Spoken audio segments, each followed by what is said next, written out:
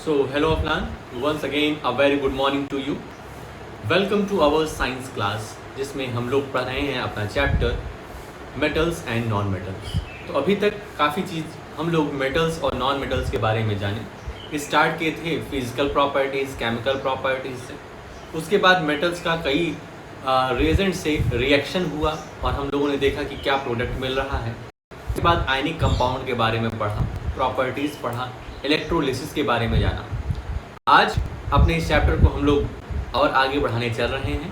जो भी टॉपिक बचा है इस बार इसको कंप्लीट कर लेते हैं 1-2 दिन, ठीक है। तो चलते हैं अपने पीपीटी पर और देखते हैं हमें कौन कौन से टॉपिक आज के इस वीडियो में कवर करना है,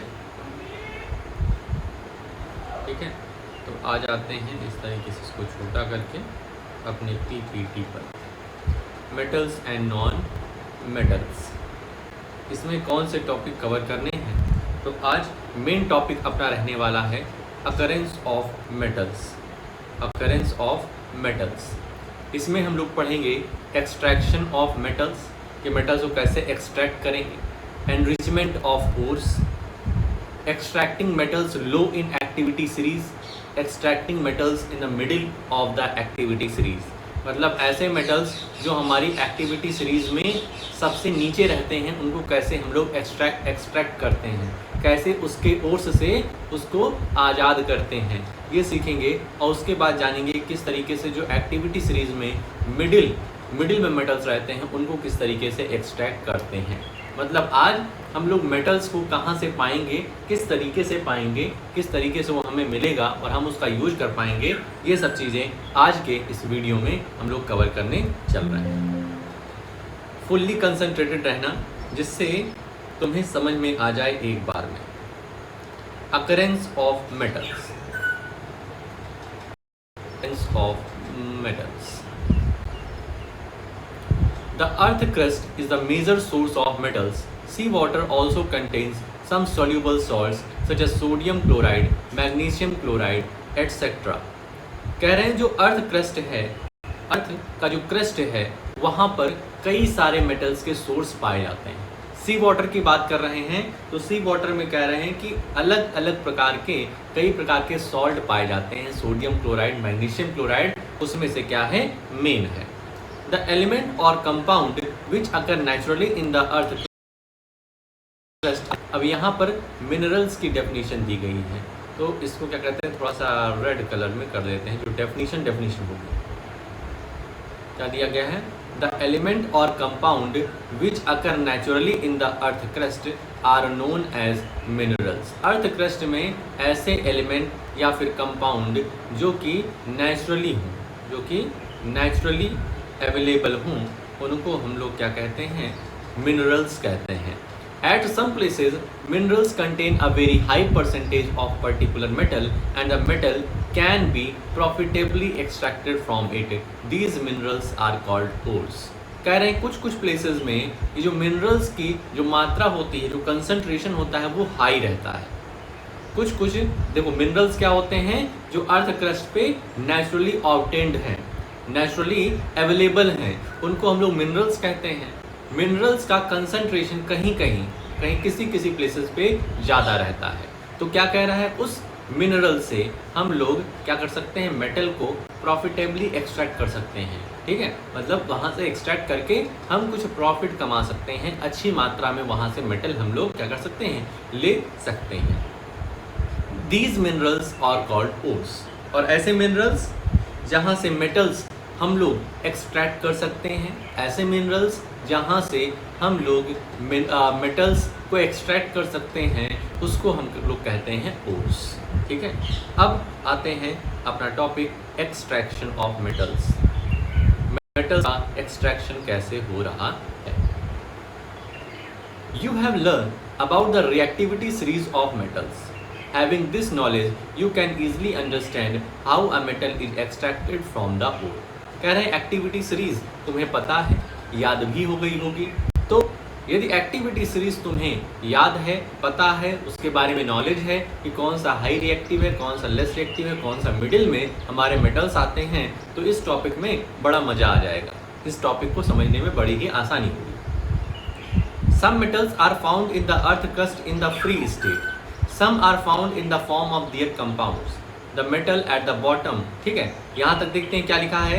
कुछ ऐसे मेटल हैं, कुछ ऐसे मेटल हमारे अर्थ क्रस्ट में हैं जो कि फ्री स्टेट में है। फ्री स्टेट मतलब उन पर ज़्यादा किसी का प्रेशर नहीं है। भाई प्रेशर किसके साथ होता है? जब आप एक ग्रुप में रहते हैं तो आप पर प्रेशर रहता है।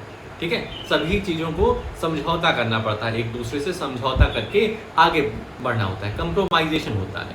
उसी तरीके से अगर हमारा कोई मेटल कंपाउंड स्टेट में है, मतलब दो लोग एक साथ हैं, जैसे आयनिक कंपाउंड था तो दो लोग एक साथ में थे, उसी तरीके से मेटल्स अगर फ्री स्टेट में रहेंगे, वो अपना अकेला रहेगा, तब तो उसको हम फ्री स्टेट कहेंगे। लेकिन वो कई सारे मेटल्स या ओर्स के बीच में घिरा हुआ है तो फ्री स्टेट में नहीं है। वही यहाँ पे कह रहे हैं, some metals are found in the earth crust in the free state, some are found in the form of their compounds. कुछ फ्री स्टेट में हैं और कुछ अपने कंपाउंड के साथ रहते हैं। The metals at the bottom of the activity series are the least reactive. ठीक है, जो मेटल्स हमारे बॉटम एक्टिविटी सीरीज के नीचे हैं वो सबसे कम रिएक्टिव होते हैं, ये तो हम जानते हैं। They are often found in a free state, और वही जो मेटल्स हमारे बॉटम ऑफ द सीरीज में होते हैं उन्हीं को हम फ्री स्टेट में मानते हैं। For example gold, silver, platinum and copper are found in the free state. यहाँ पर गोल्ड, सिल्वर, ठीक है, ये गोल्ड हो गया, ये सिल्वर हो गया, ये कॉपर हो गया, प्लैटिनम, ये सब क्या हैं? फ्री स्टेट में पाए जाते हैं। Copper and silver are also found in the combined state.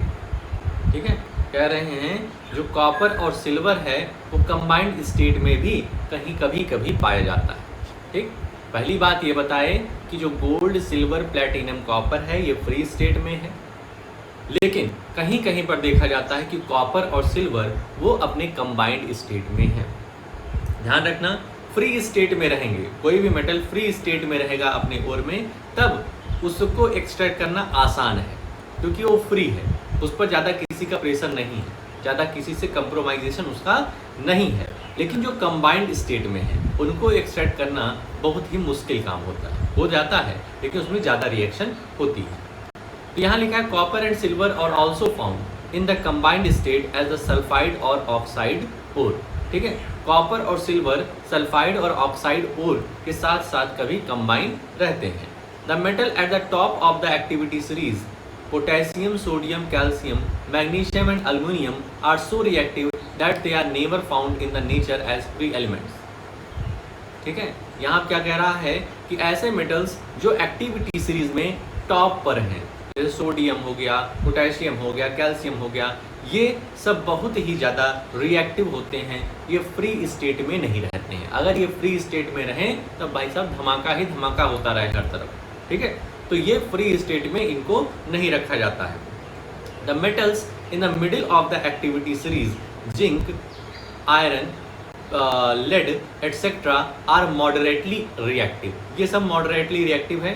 They are found in the earth crust mainly as oxide, sulphide और कार्बोनेट्स। ये किस फॉर्म में रहते हैं? जिंक आयरन और ये पीबी क्या है? पीबी मतलब लेड। जिंक, आयरन, लेड, ये सब जो हैं ये अपने ऑक्साइड, सल्फाइड या फिर कार्बोनेट्स ओर में रहते हैं, कार्बोनेट्स ओर के फॉर्म में रहते हैं। You will find that the ores of many metals are oxides. कह रहे हैं ये तुम देखोगे कि जितने भी मेटल्स होते हैं वो अपने ऑक्साइड्स ओर में होते हैं।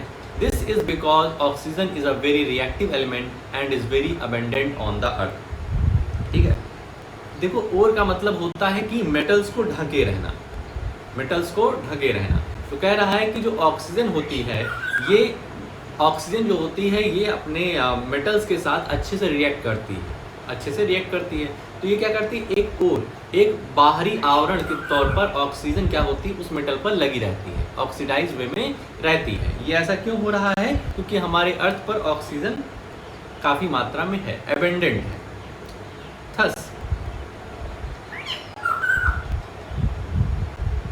Thus, on the basis of reactivity, we can group the metals into the following three categories. First, metals of low reactivity, metals of medium reactivity, metals of high reactivity. कह रहे हैं रिएक्टिविटी के basis पर हम लोग metals को 3 group में divide कर सकते हैं, लो रिएक्टिव, लीस्ट रिएक्टिव और moderately reactive. Different techniques are to be used for obtaining the metals falling in each category. ध्यान रखना, जो लीस्ट रिएक्टिव है उनके लिए अलग रिएक्शन होगी एक्सट्रैक्टिंग का, और जो मॉडरेटली रिएक्टिव है उनका अलग रिएक्शन, और हाईली रिएक्टिव का अलग रिएक्शन होगा।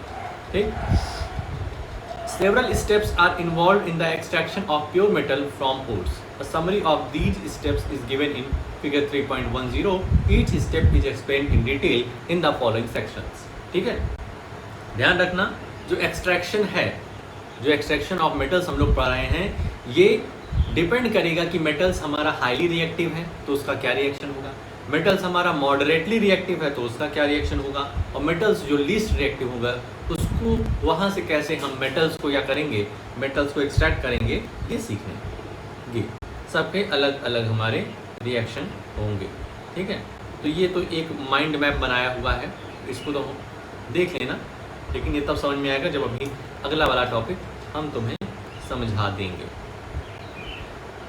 ठीक है, या तो मान देख लेते हैं यहाँ पे क्या है। और कंसंट्रेशन ऑफ ओर, देखो जो मेटल्स ऑफ लो रिएक्टिविटी रहेगा, मेटल्स ऑफ लो रिएक्टिविटी रहेगा मतलब जो हमारे एक्टिविटी सीरीज में नीचे आएगा वो सल्फाइड ओर्स के फॉर्म में रहेगा। फिर उसको रोस्ट किया जाएगा। रोस्टिंग क्या होती है अभी देखते हैं, वो वाली रोस्टिंग नहीं जो कैरीमिनाटी करते हैं, दूसरी रोस्टिंग है।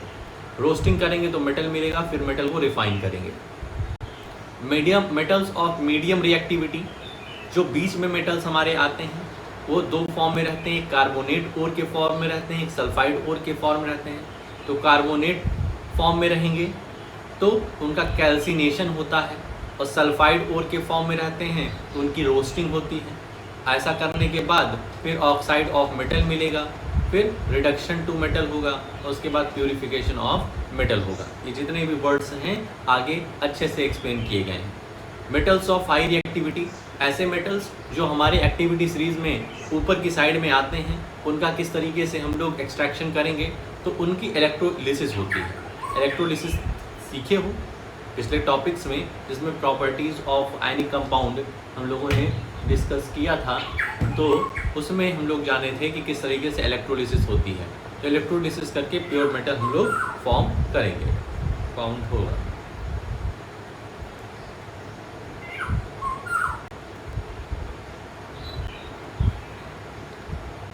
अब आता है आज का अपना दूसरा topic, enrichment of ores. Enrichment of ores. Ores mined from the earth are usually contaminated with large amounts of impurities such as soil, sand, etc. called gangue. यहाँ पर गैंग की डेफिनेशन दी गई है। पूछा जाता है कि व्हाट इज गैंग, तो ये लिख लो। Ores mined from the earth are usually contaminated with large amounts of impurities such as soil, sand, etc. are called gangue. जो ओर्स को माइन किया जाता है अर्थ के क्रस्ट से, उसमें कई प्रकार की इम्प्योरिटीज़ वगैरह रहती हैं, उन्हीं को हम लोग गैंग कहते हैं, GANGUE। The impurities must be removed from the ore prior to the extraction of the metal. Impurities को हटाना बहुत ही ज़रूरी है ओर्स से, क्योंकि अगर इम्प्योरिटीज़ को नहीं हटाया जाएगा तो मेटल हमें प्योर फॉर्म में नहीं मिलेगा। ठीक, The process used for removing the gangue from the ore are based on the differences between the physical or chemical properties of the gangue and the ore. ठीक है, गैंग को किस तरीके से रिमूव किया जाएगा ये उसकी प्रॉपर्टी पर, फिजिकल और केमिकल प्रॉपर्टी पर डिपेंड करेगा। हमारे ओर्स की भी प्रॉपर्टी पर और गैंग की क्या प्रॉपर्टी है, जो हमारी इम्प्योरिटीज़ है उसकी क्या प्रॉपर्टीज़ है, तो इस पर डिपेंड करेगा कि हम किस तरीके से रिमूवल प्रोसेस अपनाएंगे। Different separation techniques are accordingly employed, और उसके बाद अलग अलग तरीके की एक्सट्रैक्शन जो हमारे पास टेक्निक्स है उसको हम लोग इम्प्लीमेंट करेंगे। अब देखो लास्ट के 2 टॉपिक कि किस तरीके से हम लोग मेटल्स को जो हमारी एक्टिविटी सीरीज में लोअर बॉटम में होते हैं वहाँ से कैसे हम मेटल्स को एक्सट्रैक्ट करते हैं ये सीखेंगे। उसके बाद ऐसे मेटल्स जो हमारे middle of the activity series में आते हैं उनके साथ क्या प्रोसेस हम करेंगे ये चीज़ सीखेंगे। अब यहाँ से तुम्हारा इंपॉर्टेंट पॉइंट शुरू होता है। ये सब एग्जाम में पूछा जाता है कि ये वाली रिएक्शन बताओ, ये वाली रिएक्शन बताओ, तो रिएक्शन को ध्यान से अब हमें देखना है भाई। चलो, extracting metals low in the activity series. Metals low in the activity series are very unreactive. जो हमारे मेटल्स एक्टिविटी सीरीज में बॉटम पे रहेंगे वो तुम जानते ही हो कि वो लीस्ट रिएक्टिव होते हैं।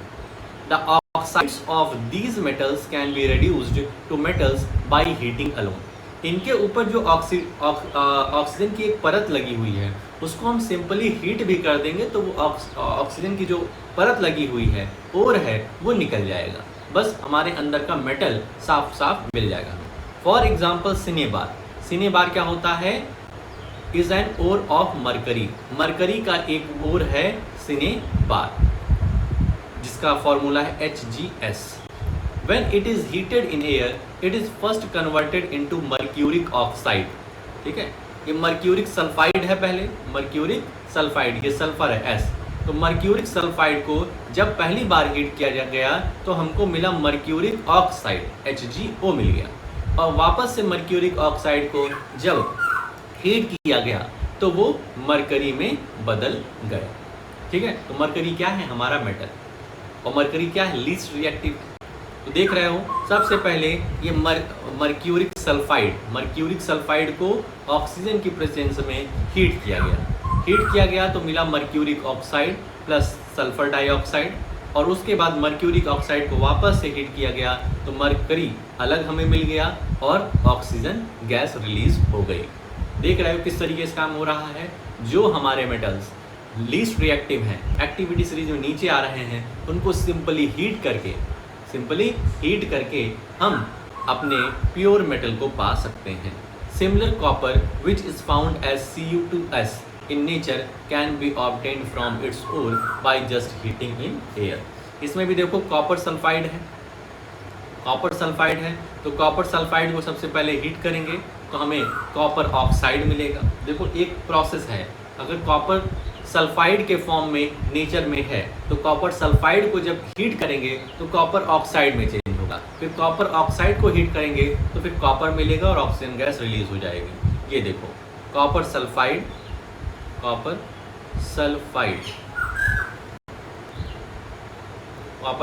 है, उसको ऑक्सीजन के प्रेजेंस में हीट किए तो क्यूप्रिक ऑक्साइड मिला। ठीक है, क्यूप्रिक ऑक्साइड और सल्फर डाइऑक्साइड रिलीज हो गई। उसके बाद क्यूप्रिक ऑक्साइड को फिर से हीट किया गया, क्यूप्रिक ऑक्साइड को वापस से हीट किया गया तो हमें क्या मिल गया? कॉपर और सल्फर डाइऑक्साइड।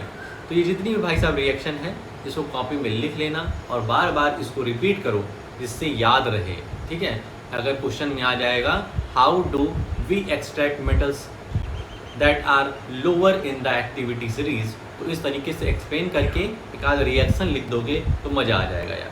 ठीक, तो कुछ भी रिएक्शन याद कर लो, एक आध, जैसे दो रिएक्शन है इसमें, एक मर्क्यूरी वाली है एक कॉपर वाली है, तो एक दोनों रिएक्शन लिख करके कॉपी में एक याद रहे तुम्हें।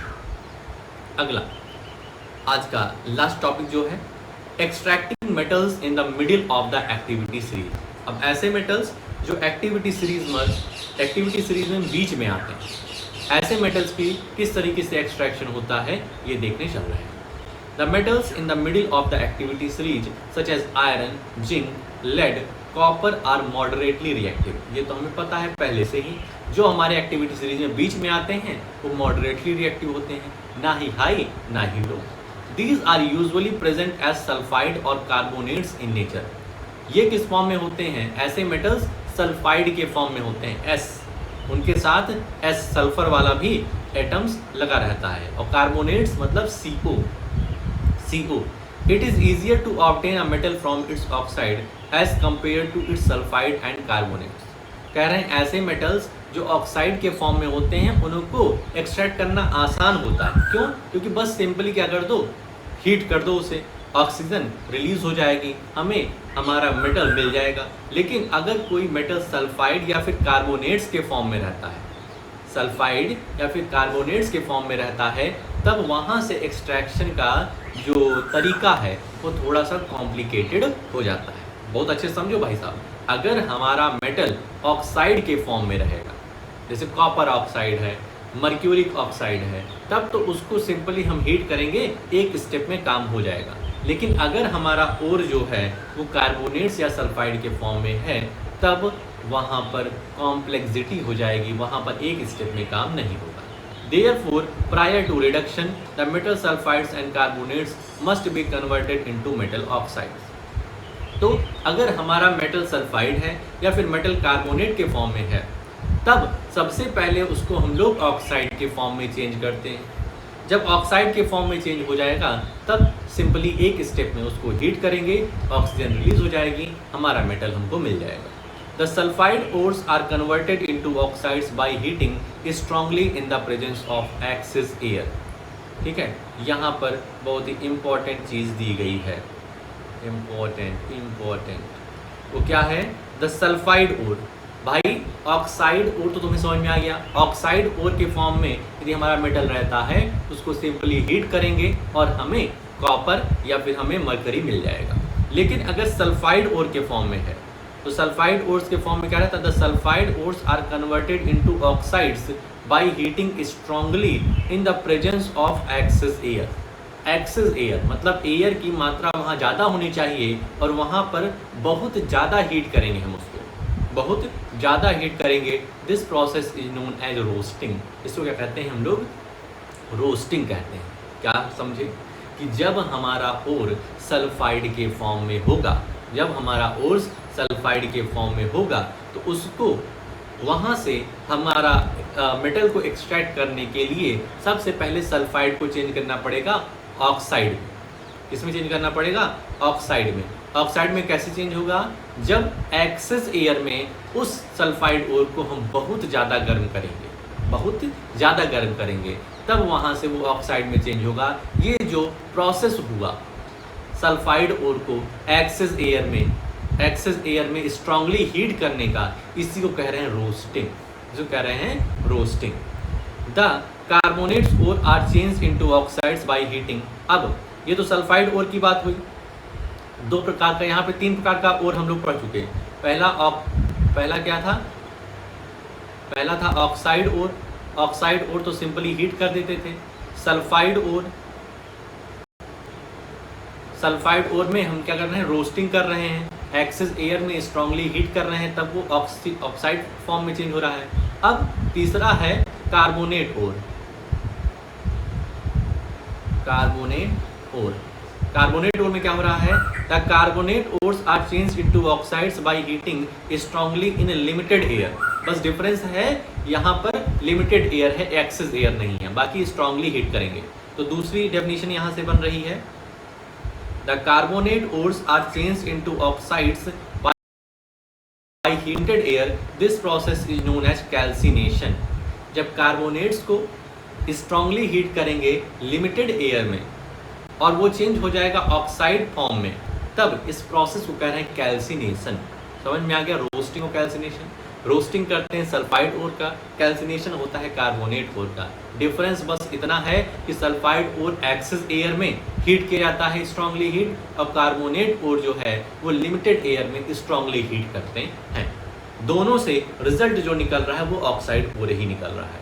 जब हमारा ओर ऑक्साइड फॉर्म में पहुंच जाएगा, तब तो एक स्टेप में बस उसको हीट करेंगे और हमें हमारा मेटल मिल जाएगा।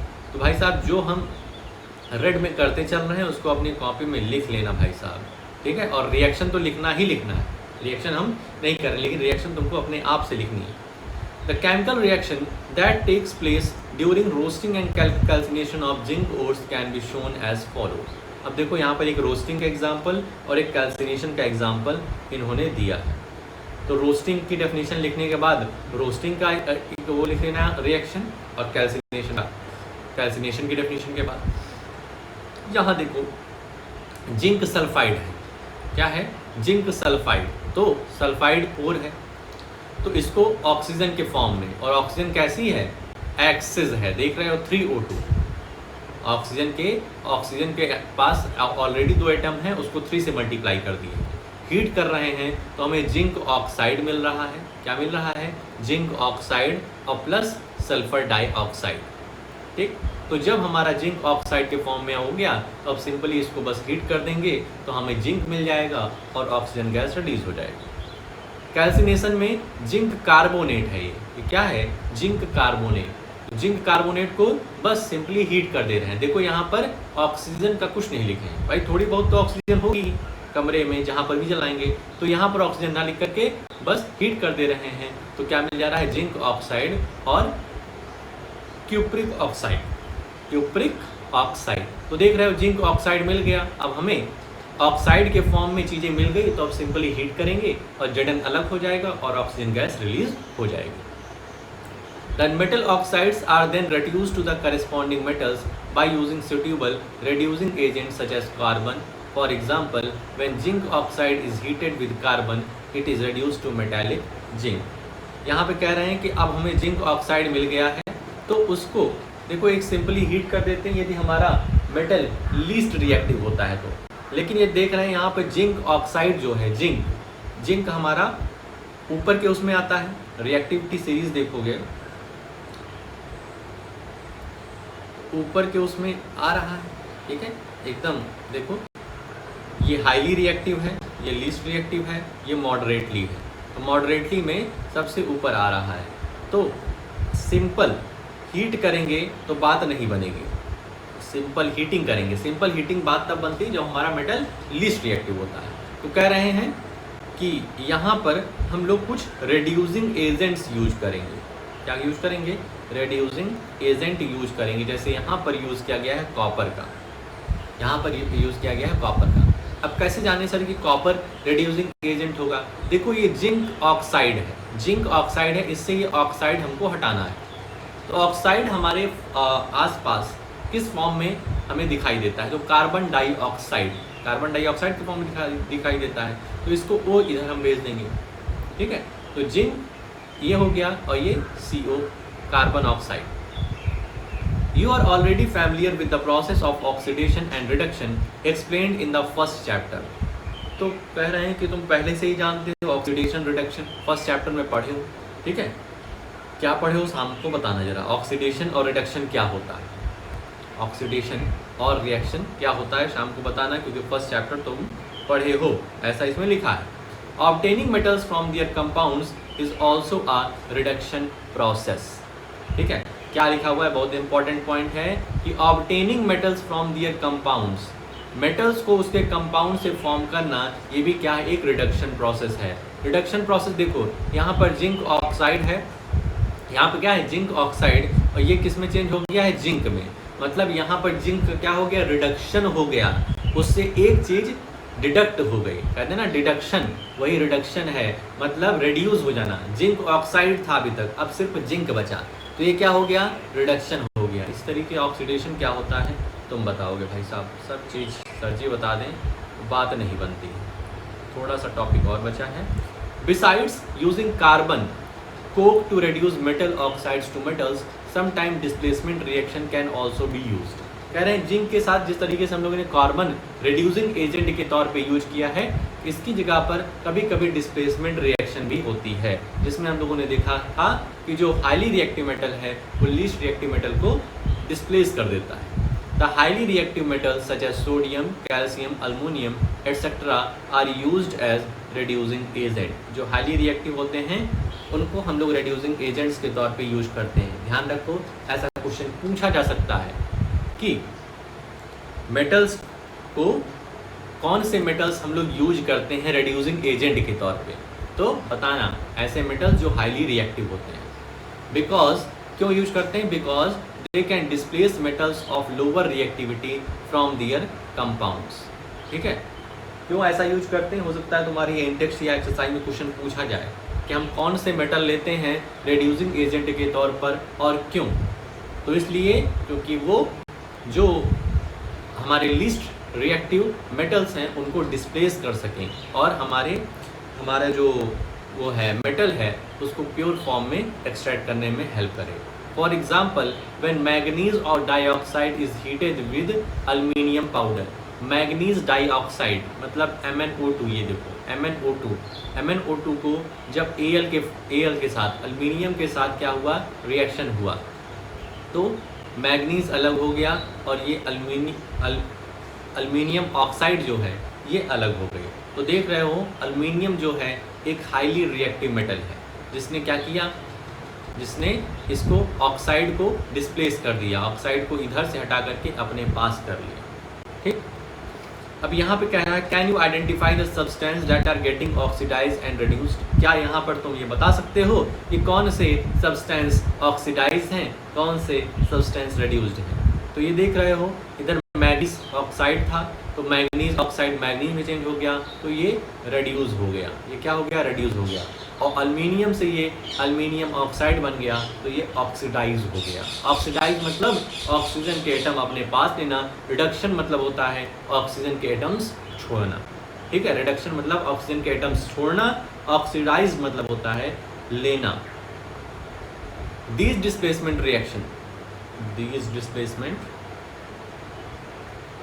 displacement reaction are highly exothermic।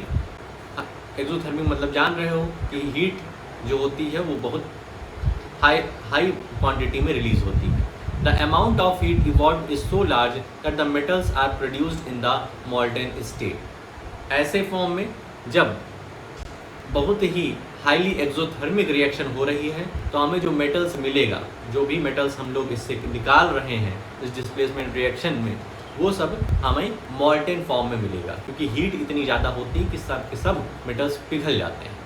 In fact the reaction of iron oxide Fe2O3 with aluminium is used to join railway tracks और क्रैक्ड मशीन पार्ट्स। ठीक है, यहाँ पर भी बहुत इंपॉर्टेंट पॉइंट दे देते हैं बीच बीच में ये लोग। क्या लिख रहे हैं, the reaction of iron 3 oxide Fe2O3 with aluminium is used to join railway track और cracked machine parts।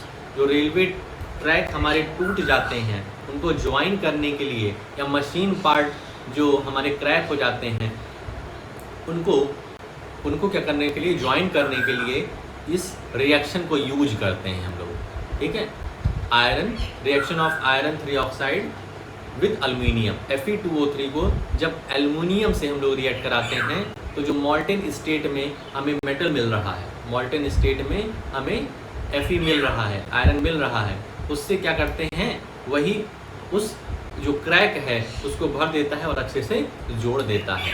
This reaction is known as thermite reaction. तो लोग क्या एग्जाम में क्वेश्चन आता है कि थर्मिट रिएक्शन का यूज हम कहाँ करते हैं, तो रेलवे ट्रैक्स को ज्वाइन करने के लिए, मशीन पार्ट्स जो टूटे फूटे हैं उनको बनाने के लिए। और रिएक्शन क्या है हमारी, Fe2O3 + 2Al gives 2Fe + Al2O3 + high amount of heat. ठीक है, तो इस तरीके से जितना हम लोगों ने डिसाइड किया था उतना हम लोगों ने अच्छी तरीके से यहाँ पर देख लिया है। ठीक बात, तो अब तुम्हारे पास काम क्या रहेगा, फर्स्ट ऑफ ऑल जितना पढ़ाया है उसकी अच्छी से रीडिंग कर लेना। ठीक है, रीडिंग बहुत ही मस्ट है भाई साहब, क्योंकि जो भी टॉपिक यहाँ पर नहीं क्लियर हुए होंगे, थोड़े से कम क्लियर होंगे, रीडिंग करने के बाद वो एकदम क्लियर हो जाएगा। ठीक, तो पहला काम रीडिंग करना। दूसरा काम, रिएक्शन सभी लिखनी है तुम्हें अपनी कॉपी में और याद करने की कोशिश करो। ठीक, और जो भी अंडरलाइन हमने किया है रेड पेन से उसको अपनी कॉपी में लिख करके समझ लो उसको, क्योंकि वो थोड़ा सा इम्पॉर्टेंट पार्ट है, इम्पॉर्टेंट डेफिनेशन वगैरह है। ठीक है, इतने ही काम कर लो। और मैथ्स में 2 सवाल, ठीक है, 2 सवाल सफिशिएंट होगा, तो आगे के 2 सवाल और एक्सरसाइज के लगा लो। ठीक है, साथ साथ उसको भी लेके चलो, क्योंकि इसके बाद फिर हम लोग सोच रहे हैं सर्कल पे आएँ। ठीक है, तो जल्दी से अपने कोर्स को हम लोग कंप्लीट करें। ठीक, तो आज के लिए अपने इस वीडियो में इतना ही, मिलते हैं नेक्स्ट वीडियो में। ओके।